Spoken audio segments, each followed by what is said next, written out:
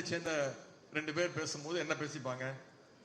நல்லா இருக்கியாப்பா, பசங்க நல்லா இருக்காங்க, படிக்கிறாங்களா, தலைவர் அறிக்கை பார்த்தீங்களா, கூட்டத்துக்கு போனோமா, என்னைக்கு கூட்டம், முரசொலி வாங்கினியா, எதிர்கட்சி தலைவருடைய பேட்டி பார்த்தியா, அவங்க என்ன சொல்லியிருக்காங்க பார்த்தியா, அப்படி என்ன குற்றச்சாட்டு சொல்லியிருக்காங்க பார்த்தியா, அப்படிதான் பேசுவோம்.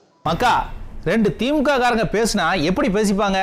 சின்னவர் காலில் விழுந்தா சீட்டு கிடைக்குமா, இல்லை மாப்பிள்ளை கிட்ட மன்றாடி கேட்டா சீட்டு கிடைக்குமா? பேசாம கிச்சன் கேபினெட் கிட்ட சண்டர் ஆயிடலாம். இல்லை என்ன இருந்தாலும் அக்கா கனிமொழியும் வாரிசு தான், அவங்க கொட்டால சீட்டு கேட்கலாம்.